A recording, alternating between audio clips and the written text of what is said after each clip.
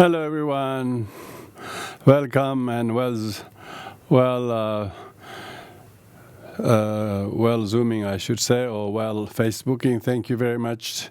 My name is Lama Choedak, and on behalf of the Tibetan Buddhist Society of Canberra, we are streaming this teaching every Sunday. And today I'm doing this pre-recorded.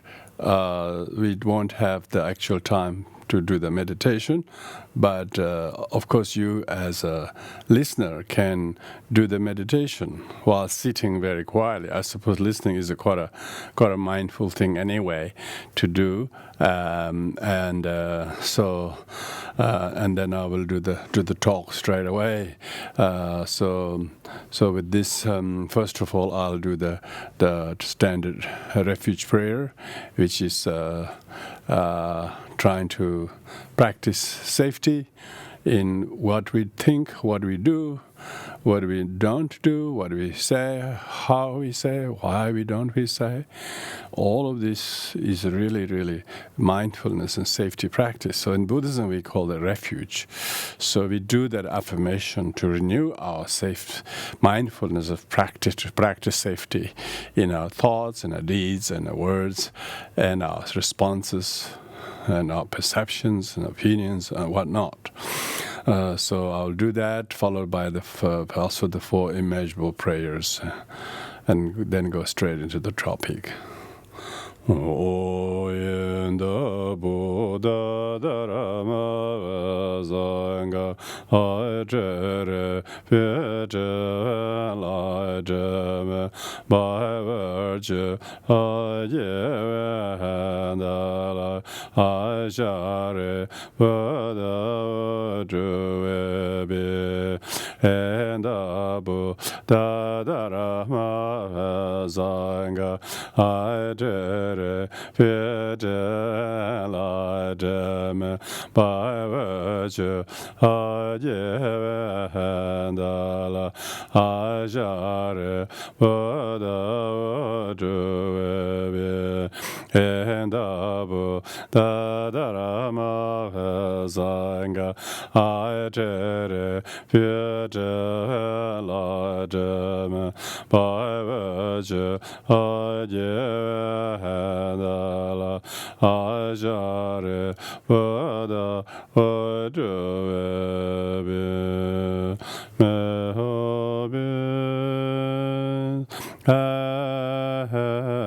happiness and the cause of happiness.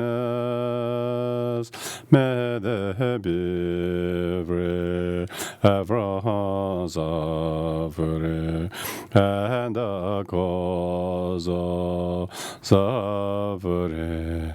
May they never part from the happiness that knows no suffering.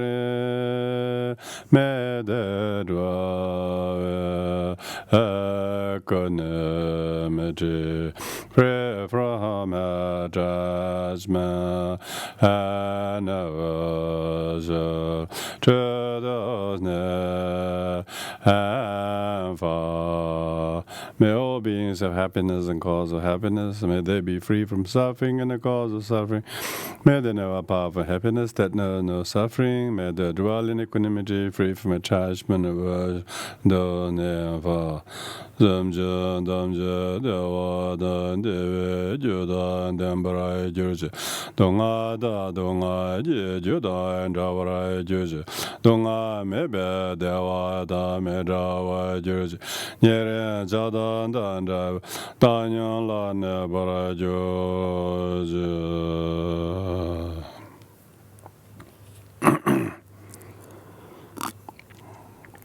So our theme of these talks is Buddhist insights and causes of sanity. And it is on this theme I'm going to talk today specifically because we are coming to an end of a fairly difficult rat-like year. and so we're going to welcome the ox. Yeah, ox is considered to be very enduring, hardworking, very obedient, and very resilient. I think that may have been tested to a certain degree these last 12 months of pandemic and various other things that people may have come in their life. So therefore it is important how the Buddhist insight can help us to develop sanity and cultivate create the cause of sanity when we face with the difficulties, such as a difficult year, or whatever the case might be. Because this is the Tibetan and the Lunar New Year week, and which therefore heralds a new beginning, I suppose. 2148 is the Tibetan era since the Tibetan King Nyatri Tsempo up till today. But what it really means is Tibetan people celebrate as their New Year, and coincide as a Lunar New Year with the rest of the other people. But if you look at it, mostly this Buddhistically speaking, to the day of the first day of the Tibetan New Year, Lunar New Year, coincide with the Buddhas actually showing miracles at the request of 15 Indian kings. At the very insistence of these Indian kings, did Shakyamuni Buddha then show the miracles in order to revive and restore the faith of those who were showing their back to the Buddha and going to other kind of religious traditions whose leaders have challenged the Buddha by showing some mystical, miraculous activities. So therefore, we need to look at it. What the role plays a miracle in Buddhism, and what is a miracle, and why the celebrating of the Lunar New Year represents how we should be very creative in making miraculous transformation within our own mind. If we have the Buddha's teachings, insights, and are able to create the cause of sanity, we won't make such wrong moves when you are faced with the difficulties. Faced with difficulties. We were talking about whether it's personal or social or communal or interpersonal or whatever difficulties we face. It's mainly because we are so craving. We want our way. We want our way, and if it doesn't happen, and then we get disappointed. Then we think we are treated or unfairly by people or society or individuals and the like. And then we think that I'm too good to be part of here, and so therefore one straight away sort of react angrily. So that's the part. Main reason is the rat like here is rat is there. Rat is like that. Rat is such a cunning little creature, hides everywhere, always try to steal things, and hides many things, steals more than it needs, and then hides them and never get to enjoy them, and always get caught red-handedly. So the symbol of the year or difficulties is when one has the difficulties. The difficulties are because one's mind is not able to adhere to the causes of sanity, such as contentment and gratitude, humility, tolerance, and one is not able to cultivate those things, and then one's mind becomes very, very reactive and makes very extreme choices over small issues, and people can do that sort of thing. That's because they don't have the Buddhist insight. If they have Buddhist insights, which means everything is all unfavorable things are tricks and creation of one's own self-cherishing. And so the teaching says, because all the sufferings and difficulties are a result of one's own self-cherishing. Of course, you can say that, no, I'm not selfish. Look at this kind of pandemic that's affecting everyone. Oh, yeah, but it is affecting everyone. So why not everyone is reacting in that way? Why we are ourselves so childishly thinking this way, and then think all sorts of kind of adverse things. And the reason is because we are not able to see the universality of the suffering that affect everyone. And when we are able to see the universality of suffering, then we will not say, poor me, why I'm having to go through this, and then one doesn't react and project negativities and all sorts of things in relation to others, and then one is becoming so discontented and frustrated and angry and what not. So this kind of inner mental storm develops because that one is not able to contain all the right kind of attitude and causes of sanity in one's mind.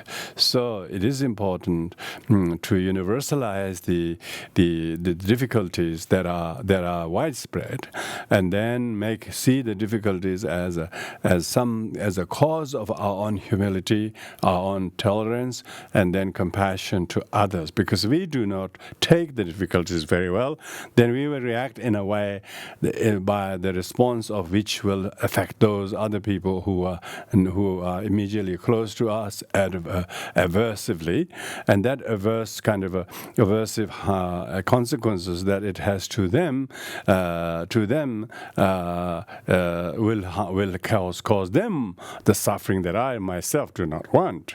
So one who has a sanity, Buddhist insight, and have the cause of sanity will think ahead of the negative choices, how one should not make.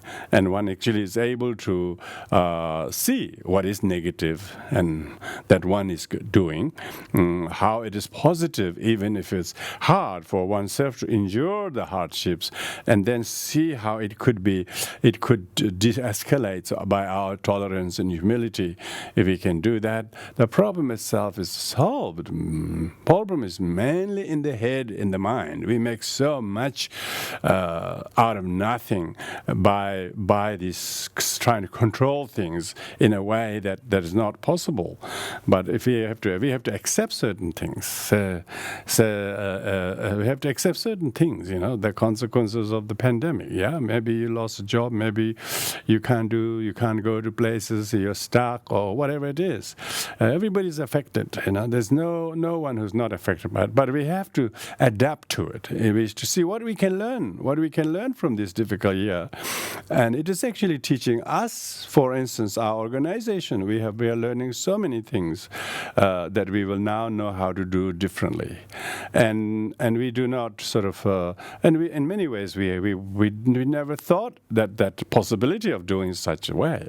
For instance, being able to stream the teachings through Facebook and YouTube, and so that our Sangha members, our friends, and people that we even don't know, that they are able to listen and tune in teachings in the comfort of their home without even having to go out of their home or travel anywhere or anything like that, due to modern technology. Everybody's got NBN or whatever the kind of a connection, Wi-Fi at home, but usually for what reason? So that you get all the crisis knowledge of all the crises, all the hoo-ha and all the reactions and all the panicking. We want to share just panicking, So, but why don't we share something that is useful to control and calm down the panic, and not make itself the cause of a storm, because even the problem of the problem of the pandemic is there, rather quite unfortunately, but then our life has always been faced with some kind of challenges like this. So instead of saying this shouldn't happen, we shouldn't have allowed this to happen, if this didn't do, this wouldn't happen, as we could prevent all those things. Best way to prevent, according to Buddhists, is you don't get born. And because you're born, and then the karma and all kinds of sets of circumstances goes with it, So if we are not born, we don't have such craving. We are not so strict and rigid and kind of fundamentalist view. The problems aren't so as big as you make it appear. It of course inconveniences your normal comfort zone, but at the same time it opens a completely new door. So that's what the Buddha said. Everything that changes, everything that is difficult, is there to see whether you have some kind of ability to resolve it sanely and kindly and compassionately or not. And because otherwise we don't have to try nothing. We don't have to try nothing because we want to try nothing. How could we progress without striving? And all this gallant effort that our forefathers have made, such whether it's communication or technology or transportation or all this mode of things which we now have taken for granted, these were all achieved because there was huge river and people couldn't reach to the other shore, and then they learned engineering and they didn't say, we shouldn't be born in this world where there's so many rivers. We should be a place where we never have to cross any river. So then we invented how to cross the rivers, how to make bridges. So you can see all the difficulty has taught us. And so likewise, in even small things like this, small particular things that affect us in a way that we don't like, we should not externalize that to the person or to some other people and say, only if he didn't do this, only if they weren't like that, it wouldn't happen, of all that kind of thing. We should say, this happened, so now what is this going to teach me? To develop a skill to accommodate these things and then resolve it in a very sanely. And even practice of kindness and compassion and mindfulness is only to practice when to help us to practice then with such challenging situation arise. And so that's why it is important. Like if the collectively we have a difficult year, now we are trying to imagine that difficult year is nearly over. In some degree, it is because we have already developed a vaccine, and vaccines being rolled out. Each and all the governments are trying very hard to have this done to all the vulnerable people first, and so on. And so when you look at it, it's quite inspiring how many thousands of people are working behind the scene to make this possible, and government is also try to finance it, try to reach as much. When you look at it, it's quite inspiring, really. Wow, we have such a massive number of community of health professionals, people who work in the lab and develop of the vaccines and so on, and how many government and organizations are financing and making it possible. When you look at all of those things, we get so inspired. We get so inspired. Instead of having this aversion to this illness, and then think that because there's something wrong with something that we can blame to some people or organization or government or institutions or something like that, because they try to only help so that these kind of problem does not spread too far. And so we have to observe the ever-changing circumstances. This is Buddha's insight. Buddha said, one who thinks and knows of impermanence is blessed because he will accommodate. He will accommodate and he will accept. So if so whatever is happening is a certain difficult happening, you shouldn't try to externalize a lump to some person or some individuals or some even groups of people as if only if they didn't do this wouldn't affect me, that kind of scenario. So one has to take into account, oh, this happened and I must have some kind of party to this karma, to myself to be affected by it. Now what is the role I can play to contribute, to alleviate, to resolve this problem in a sanely and compassionately. And so if it's something problem between there one or two people, just let that done and don't make it too much a thing so that everyone else doesn't have to get a headache.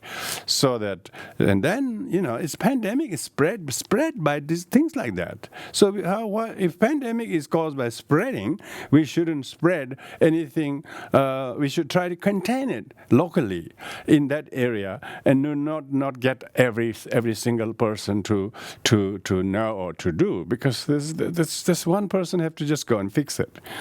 And if you focus on that, and then there's peace of mind, because you are able to sanely change the karma, change the karmic set of circumstances.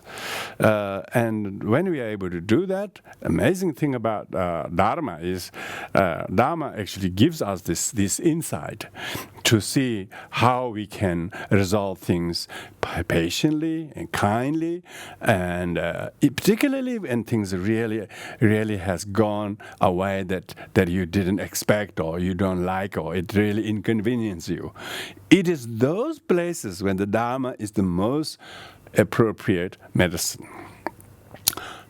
Causes of sanity is called, that how can we sanely choose an approach as contrast to a particular approach's response that is very, very reactive and insane and all over the place, yeah? So we got to see all those reactive, negative, childish, and all over the place, that kind of scenario. And then we have to choose the sane. What is the sanest way to respond to this? So when you have that kind of I would say, view, a very, very big view. When your view is vast and great, and then your approaches are not so narrow and so limiting, very amazing thing,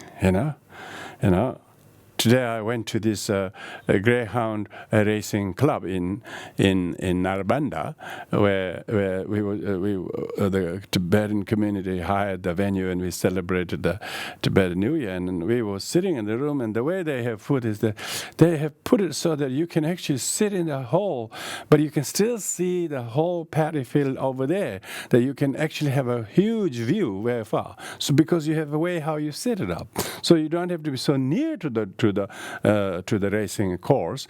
You could be sitting somewhere really far, but because where they stage it, where they put the stages, you can see it's like the stadiums, People who are in the furthest in the back actually have the much greater view than we think the people who are right in front, So why? Because we have to, insight is how can we make sure that those 70,000 people can see all the things that's happening at the same time, rather than only few people in the front, and then everybody's blocking everybody else.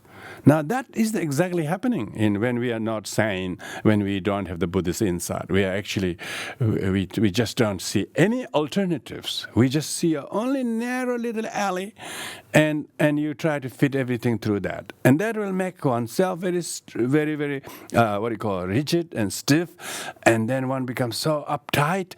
That's the rat. The rat likes to hide in such narrow alleys and hide beneath crevices or corners, and then do the things that is damage, Ox is not like that. Ox is one who performs in everybody's manifesting, whether it's plowing the fields, whatever the ox is asked to do. Ox is very obedient, very listen. Ox listens, and as a person who, if you look at the size of the ox, it's a very strong and very able. It can endure and carry a lot of load. So the person who has Buddhist insight has this kind of ability, what they call formidability. We call 10 powers of the Buddha. Of course, even if one small part of the Buddha, would not match the power of would be like the power of the ox. So year of ox is when we have to very show our resilience and stick together and have the kind of open mind, and do not listen to your negative thoughts. Listen to very sane and wise, and maybe sometimes quite difficult to get that clarity. So take time until your mind clarifies. Don't try to make hasty decisions, particularly reactions to things. Why? The ox got no choice. Ox is just usually put a shackle on his back and it's tied, and it's got no choice. Why? Person who has the Dharma, Buddhist insight, they have some discipline to restrain themselves, to practice restraint, self-restraint. When a person who has a Buddhist insight, they know they don't like this, they don't want this want this, and so they don't childishly react. Whereas the rat will do that. A rat is actually trying to steal something, but runs into the trap. Wherever the rat goes, if it doesn't get to steal something, it always gets trapped. The reason for that is the person is always trapped by his own ongoing repetitive behavior, like vicious cycle. The person is repeating one too many mistakes once again, and a few months later another one, and again, and like that, because the person doesn't have any self-restraint. So the ox is restrained by the owner. Ox is restrained by the owner, and he's really loyal to the owner, and he get fed, and he's very well looked after, and so on. And ox is also knows exactly its limit, what it can and cannot do. So therefore, self-restraint. Person who has Buddhist insight, they say, I cannot do this to my friend, or to my friends, or to other people. If I make this hasty reaction and response, this will have not so pleasant effect to others. So I must tolerate. I must endure my share of hardships, so that this does not spill over to other people. And if it's really difficult in the long run, I can make a really careful adjustment myself. But it is very untimely of me to make this kind of one too many repeated mistakes. A lot of people, you can see they're repeating the mistakes again and again. And it's just like this pattern is so exact. There's no sign of any change. The person has no self-control because they have no Buddhist insight. If they have Buddhist insight, they say, I must take refuge in the triple gem. Take refuge in the triple gem means look within one's own mind and then try to see what is safe to adhere to, and certain thoughts that are not so safe or beneficial, how to restrain them. So this kind of self-restraint, even vows are only the ability to practice self-restraint. Buddhist insight, even Buddhist precepts are so that one is actually measure one's own ability to self-control. Sure, There are many different precepts. Some you are very good at controlling. Some you're not good at controlling. So those you're not good at controlling, particularly thoughts, particularly not being able to restrain your thoughts, your perception, your opinions, those are very difficult to restrain. Those are very difficult to know, even that you need to restrain. Because we tend to think it's externally something need to be restrained. And then all the problem will never happen, Only if people follow that, then would have never happened. It's like that. So many street lights put, so many kind of road signs put, still there are road accidents, And so when there's road accident, quickly we try to resolve the people, so the safety of the people more important than telling who's right and who's wrong and then throwing stone at each other. Already both has fallen. So it's quickly both who are collided on the road has to be taken safely somewhere instead of wasting time of who's right, who's wrong. This shouldn't have happened. So sure, nobody want to have accident. They don't drive on the road to have accident, but accident do occur on the big road where so many people want to travel at the same time. So when least expected unfortunate things happen, then you need to practice Buddhist insight. Then we have to practice tolerance. Then we have to practice forgiveness, and we have to practice compassion and acceptance. Sometimes we just accept our difficulties, and when you do that, and then problems have actually, if the problem didn't happen, we would never develop resolve. Like this pandemic has caused so much that now many leading countries have developed their own vaccine, and they are now rolling it out to millions and millions of people every day, Previously we talked about how many millions people become infected. Now we talk about how many people, millions are vaccinated. When you look at that, that's amazing. So that's kind of creative work is a result of sane decisions, sane. Those people who develop them, they retreated themselves in the laboratories. They work so throughout day and night to develop these things.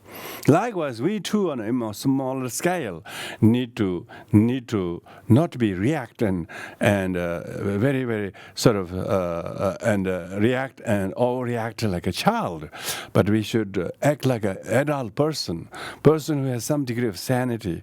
It's of course you will always react that way, but it doesn't produce any good outcome, and you will be trailed by it wherever you go. That's the whole thing. The person never breaks the habits because they do this so many times, whether it's themselves always resorting to alcohol or childish tantrum, and then running off and leaving one place to another or one job to another, or all these things. A person doesn't they get tired of their own repetitive trial of childish reactions? Is it them, or is it the places their places of work they are leaving one place to another? It really, one can come very over enthusiastically, wanting to do so much, and then within a sprint like a moment, and then you don't want to do nothing. So that kind of we need to take small steps, do a little bit, don't take so much at all, but do small things and try to do it very, very consistently, so that you yourself would feel that one is actually contributing or doing something consistently, as well as others also know that you will be there.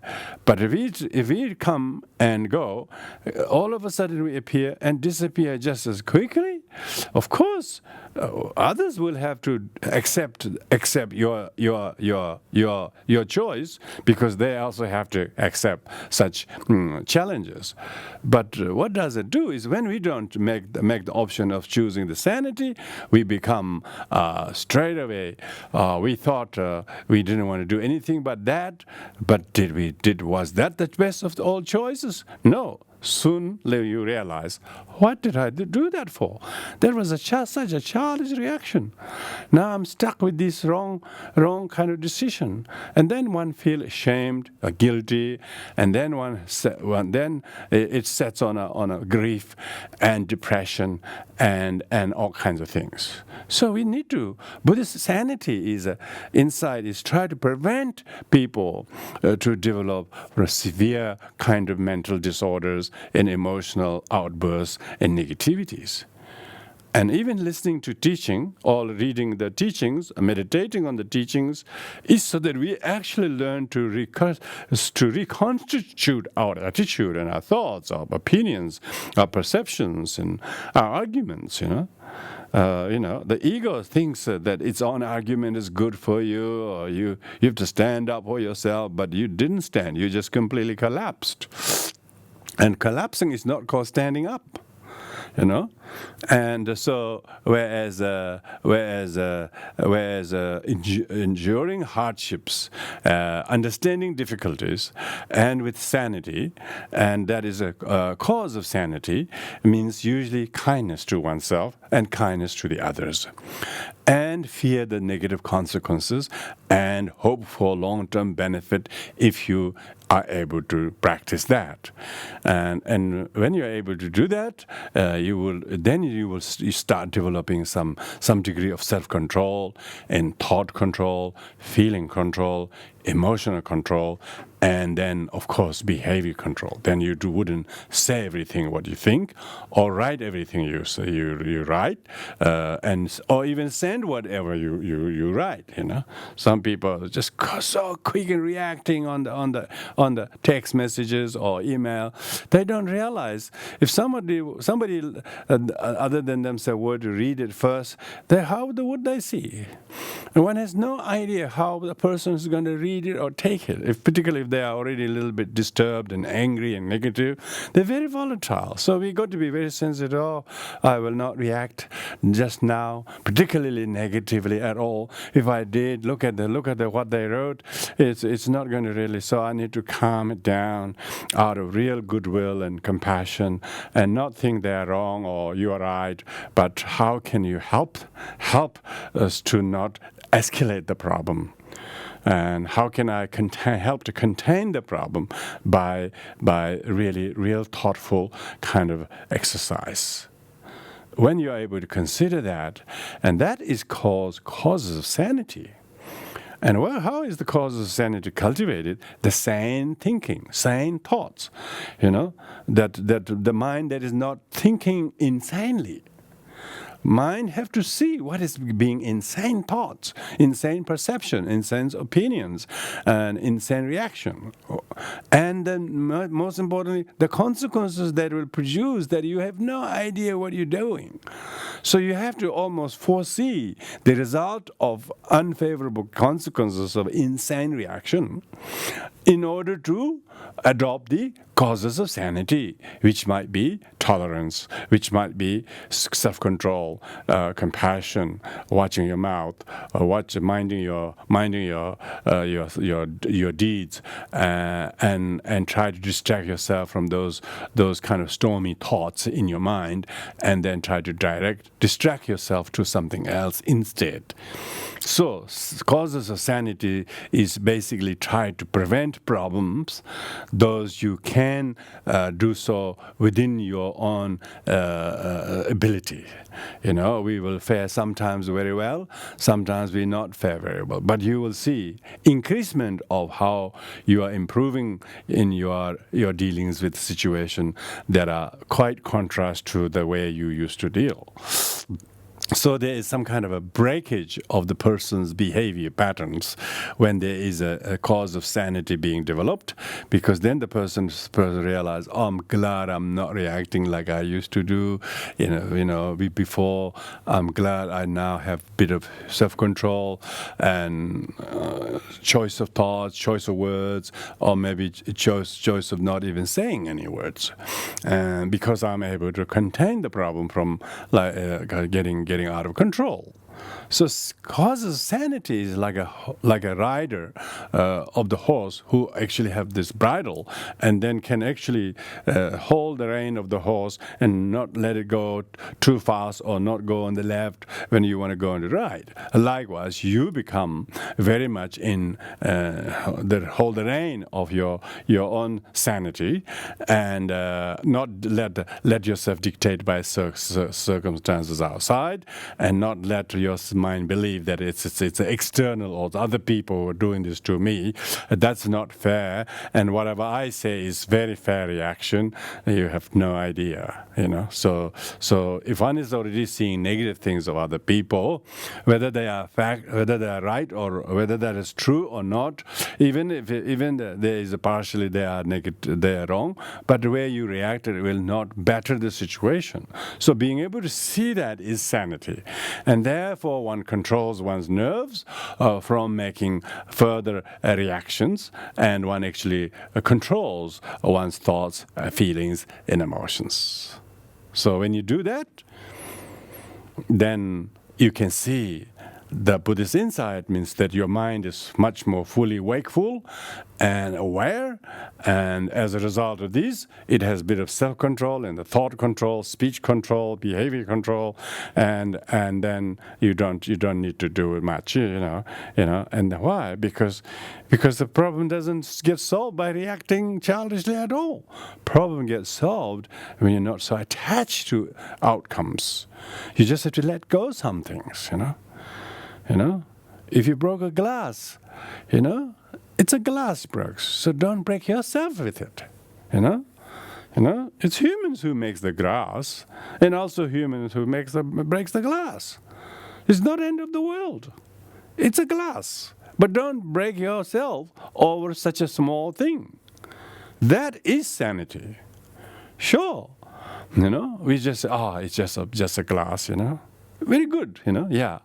But main important thing is don't beat yourself with it, or don't beat somebody else for breaking the glass. They have not intentionally broken the glass, nor have you. No, you have bought the glass so that people can break.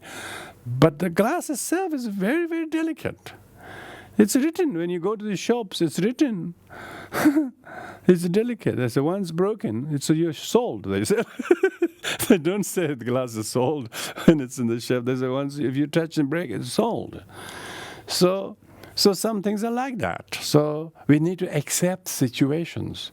Nothing is real. Nothing is so permanent. Nothing can be so controlled to your liking by following some stringent rules that everything will be prevented. Sure, we try our best. We just educate. We learn to read. We try to teach people how not to do so that that thing doesn't happen. But when things do happen, things do happen. That time you need to practice kindness, sanity, not righteousness, not kind of not as if there's a particular way to prevent those things. Of course there was, but this time it didn't work. So when that happens, we need to quickly do. How can we now contain the problem from getting or spreading the problem? That is actually acceptance. Amazing thing about Dharma is everything is impermanent. It's teaches.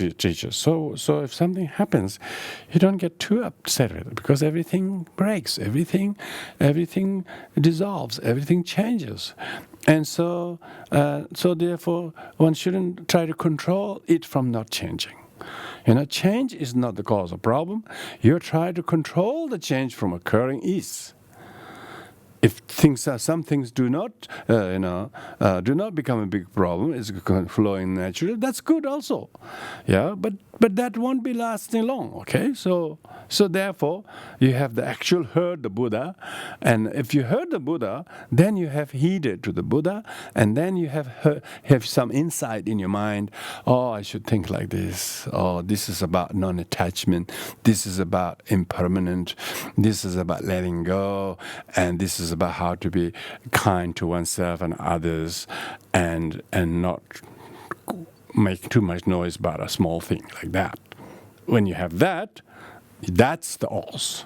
That's the why we need to celebrate the new ox year and farewell this rat that we had enough rat year, so to speak, symbolically speaking.